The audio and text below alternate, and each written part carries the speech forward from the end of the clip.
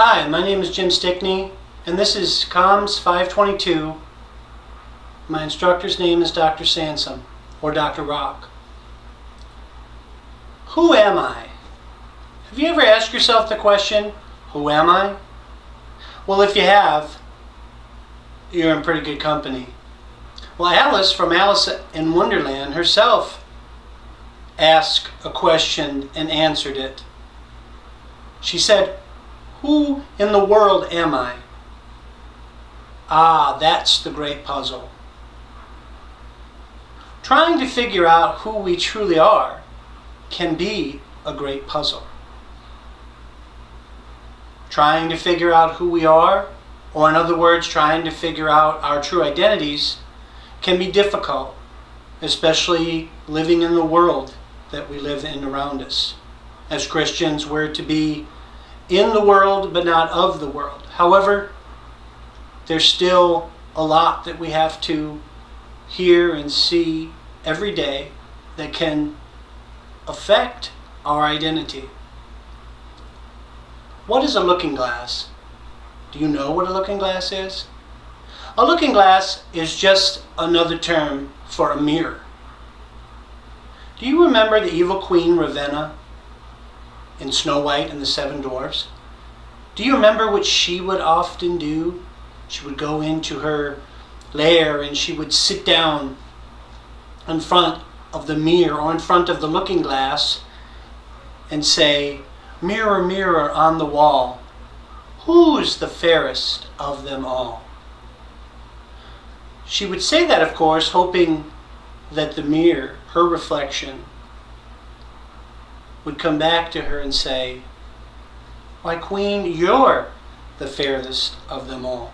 And many times it came back saying just that. Oh, how excited and how great she thought that was. But there was the one time that the mirror came back and said, "You're not the fairest in the land. Snow White is the fairest in the land." And oh, how she got angry. She was just so mad. He told the huntsman, "Go out and whatever, find Snow White and strike her down." Why do you think she was so angry when she heard that she wasn't the fairest in the land? Could it have been that she was comparing herself to others? Could it be in others where she finds herself, where she searches for her true identity? We talked about the looking glass being like the mirror. There's two paths that we can walk when we're trying to find our identity. We can walk a sociological path, or we can walk a theological path. If we walk the sociological path, we're probably going to come across people like Dr. Charles Horton Cooley. Dr. Charles Horton Cooley devised a theory to help find who I am or who we are, to help find our identity. He called it the looking glass theory or the mirror theory. In Dr. Cooley's theory, there are three parts or three premises. The first is self is found in our imagination of our appearance to other people. In other words, how we believe we appear to other people adds a piece of the puzzle that Alice was talking about. The second part, or premise, is self is found in our imagination of the judgments made about our appearance. The judgments other people make about our appearance, the way we receive and perceive what they have to say about it, or what we believe they have to say about us. And the third premise or part, self is found, or who I am is found in the feeling of pride or mortification that comes with how we believe we appear and the judgments that are made for or against us. Now, I know that's a lot to take in, and it was a lot for me when I was going through it and studying it. However, to summarize Dr. Cooley's theory, Knapp and Daly say this: the looking glass theory believes that we construct self-images from how we internalize what we believe others think of us.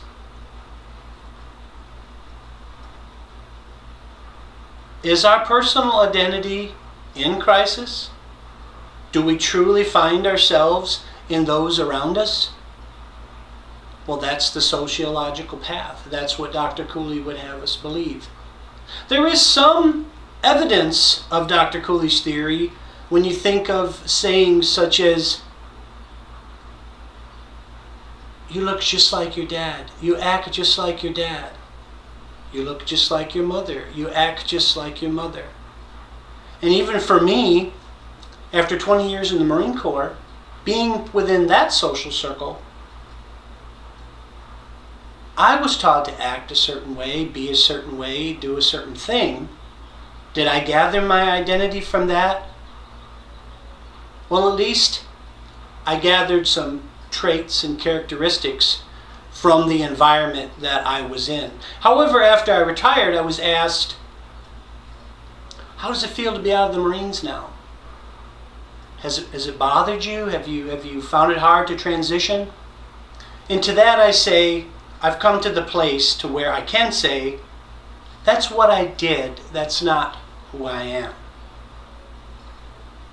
I was exposed to that sociological path. I was exposed, and I assimilated what Dr. Cooley was talking about, my environment, those within my social circles. Now, the second path that I'm going to talk about is the theological path to finding our identity. That path, along that path, we find the term, the image of God. As you all know, we were made in God's image. Dr. Cooley would have us believe on the sociological path that we find our identity in the thoughts and opinions of others around us, or the perception of those. That's where we find our identity. The image of God helps us find our true identity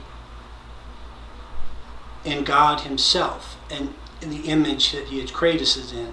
If we find our image in those others around us, we're basically starting at the second level and comparing ourselves or assimilating the thoughts and opinions of others upon us based on a false example. Where if we find our identity in the image of God, we're starting at the beginning and we're finding ourselves on a finite example. If you remember the poet Robert Frost, he wrote a poem called The Road Not Taken. In the last stanza of his poem, he says, two roads diverged in a wood, and I took the one less traveled by, and that has made all the difference.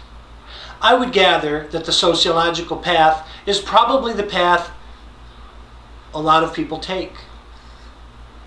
But I would say that the true path, the path to true identity, the theological path, may not be taken by everyone, and the path may not be well worn, but it will make all the difference.